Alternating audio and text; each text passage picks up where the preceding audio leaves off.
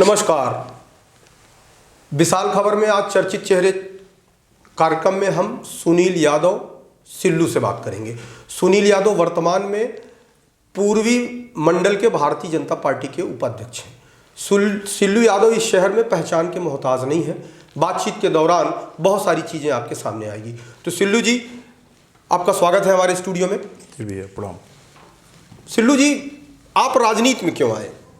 राजनीति में हम इसलिए आए क्योंकि हमारे समाज में जो भी राजनीतिक क्षेत्र में हैं जी, तो हमारे समाज का कभी आज तक उत्थान नहीं हो पाया। इसलिए मैंने ये सोचा कि अपने समाज को आगे बढ़ाने के लिए जी और गरीब असहाय लोगों को और आगे बढ़ाने के लिए, उनकी सेवा करने के लिए मैं राजनीतिक में कदम रखा। आज आपको भारतीय जनता पार्टी का पूर्वी मंडल का उपाध्यक्ष बना दिया गया। मान लीजिए आपको पद से हटा दिया जाए, तब भी आप राजनीति करेंगे या छोड़ देंगे?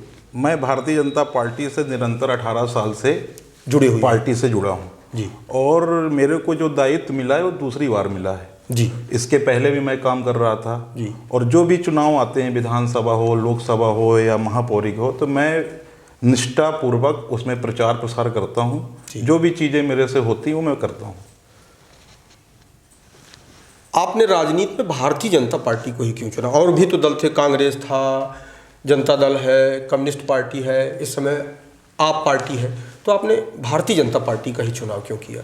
भारतीय जनता पार्टी एक राष्ट्र हित की पार्टी मेरे को लगी जी। जब मैं छोटा था तो मेरे को लगता था कि भारतीय जनता पार्टी की जो विचारधारा है वो हमारे हिंदुस्तान के लोगों के लिए बहुत ही अच्छी चीज़ है, इसलिए मैं भारतीय जनता पार्टी से जुड़ा। सिल्लू जी, आपके बारे में लोग कहते हैं कि आपकी पृष्ठभूमि आपराधिक रही है, तो आप आदतन अपराधी थे या ऐसी कोई परिस्थिति पैदा हुई जिसके कारण आपको अपराध करना पड़ा? ऐसा तो मेरे को तो नहीं लगता कि मैं अपराधी हूँ, क्योंकि मैं जब लोगों के पास जाता हूँ तो मेरे को सामने से ऐसा कोई रिस्पांस नहीं मिलता कि मैं अपराधी हूँ। हाँ, ये है कि बचपना था जी, लड़ाइयाँ होती थी, उसके बीच में हो गया, ऐसा हो गया। मतलब इसको ये कह लें कि युवा अवस्था की कुछ गलतियां थी जो अनजाने में हो गई, माने जोश में। हाँ, बस। अगर परिस्थितियां, माने जैसे आज की तारीख में आपकी सरकार है, तो सरकार क्या होती है, अपने दल के लोगों को बचाती है, तो आपको नहीं लगता कि कुछ एक आध दो बार फिर से फायर वायर कर दिया जाए अपने विरोधियों के ऊपर और उनको निपटा दिया जाए? नहीं, ऐसा तो विचार में है नहीं, पहले भी नहीं था जी और आने वाले समय में भी नहीं है, क्योंकि अपन ऐसे भाव को लेकर निकले हैं जी राजनीतिक क्षेत्र में, तो अपने समाज का उत्थान करना है हमको आगे चलकर।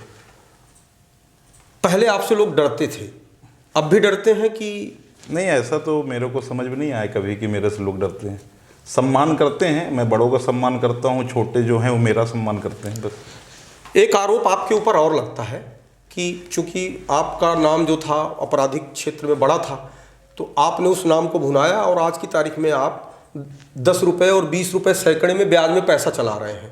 कितनी सच्चाई है इसमें? नहीं, ऐसा तो कुछ है नहीं, क्योंकि हम लोग बहुत छोटे से घर के हैं, छोटे से घर से ताल्लुक़ रखते हैं जी। अपनी मेहनत से और पूर्वजों की जो छोटी मोटी ज़मीनें थी उसी में अपना व्यवसाय व्यापार करके और आज अपना जीवन यापन कर रहे हैं जी, ठीक ठाक तरीके से।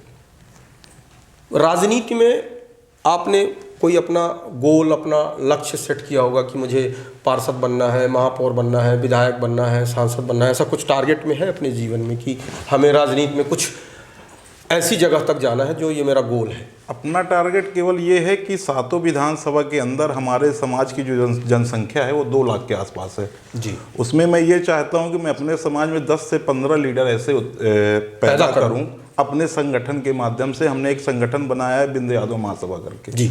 उसमें हम लोग गांव-गांव जाकर बैठक लेते हैं सामाजिक, और उनको आगे बढ़ाने के लिए मेहनत करते हैं, जो कि हमारा समाज जो 2 लाख वोटर है उनकी संख्या 3.5 लाख के आसपास है, वो जिले के अंदर ऐसे अपना जीवन यापन कर रहे हैं। हम पिछड़े में आते हैं मगर उनका जो जीवन यापन गांव में है, रामनगर क्षेत्र में आप जाएंगे तो जैसे SC और ST के लोग रहते हैं, ऐसे हमारा समाज जीवन यापन कर रहा है। उसको केवल अपन आगे लाना चाहते हैं, उनको जागरूक करना चाहते हैं। हमारे संगठन का उद्देश्य, हमारा उद्देश्य केवल ये है, अपने समाज को आगे लाएं। आज प्रदेश के अंदर या जिले के अंदर पिछड़ा समाज की बात होती है, तो जब पिछड़ा समाज की राजनीतिक सक्रियता या राजनीतिक भागीदारी देखी जाती है, तो पिछड़े समाज में पटेलों की भागीदारी है, कुशवाहा समाज की भागीदारी है। जैसा कि आपने बताया कि जिले में 2 लाख की संख्या, माने 2 लाख के मतदाता यादव समाज के हैं, लेकिन यादवों को न विधानसभा में टिकट दी जाती, न लोकसभा में टिकट दी जाती, इवन पार्षदी में भी उनको उतना मौका नहीं दिया जाता जितने कि वो हकदार हैं। क्या लगता है आपको? हमारे जो हमारा समाज है जिले के अंदर जी, वो अभी इतना जागरूक नहीं है, वो अपनी ताकत जानता नहीं है जी, और वो अभी ऐसा कोई खुल के सामने आता नहीं, ना किसी पार्टी से डिमांड करता। मगर भारतीय जनता पार्टी एक ऐसी पार्टी है, हर समाज को, पिछड़े में समान वर्ग का हो, एससी हो, एसटी हो, सबका ख्याल रखती है।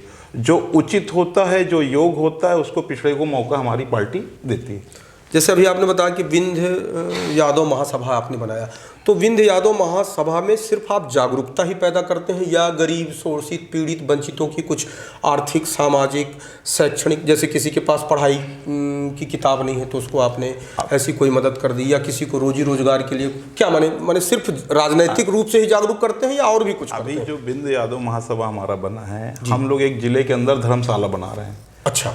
उस धर्मशाला में हम लोग 22 कमरे बनाएंगे, जो हमारे जिले के गरीब बच्चे होंगे, जो पढ़ने वाले होंगे, वहाँ रहते हुए निःशुल्क रहेंगे और निःशुल्क खाने की व्यवस्था हमारा संगठन करेगा। उसके बाद जो हमारे समाज की लड़कियां हैं गरीब घर की, जिनके स्थिति नहीं है शादी करने के लिए, वो हमारा समाज और संगठन उसका विवाह करवाएगा।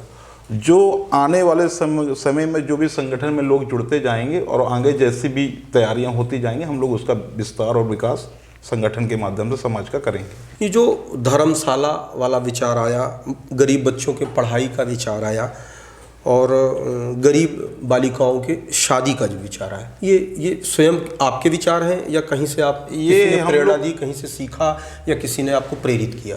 जब हम लोग संगठन बनाए और क्षेत्र में गए घूमने, तो वहाँ हमने अपने समाज को देखा।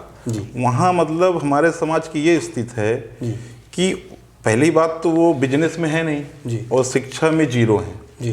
तो उनका जो जीवन यापन करने का तरीका है, अगर उनके पास 2 जानवर हैं, उस 2 जानवर में अपना वो जीवन यापन कर रहे हैं। अगर वो जानवर 6 महीने बाद दूध नहीं दे रहा है तो उनकी इनकम वहीं से बंद हो गई। मगर जब भी हमारा समाज उस 6 महीने का इंतजार करता है, जंगल पहाड़ों में जाता है, उसमें जब बच्चा होता है फिर वो उसी तरह अपना जीवन यापन करता है। तो उनको बदलने के लिए और उनका जो जीवन यापन रहने की, जो वहाँ की घर की अवस्था देखकर, इसलिए हम लोग को ये विचार आया हमारे अपने समाज को लेकर कि हम कुछ करें। अगर भगवान हमको इस योग्य बनाया है तो हम अपने समाज के लिए कुछ करें।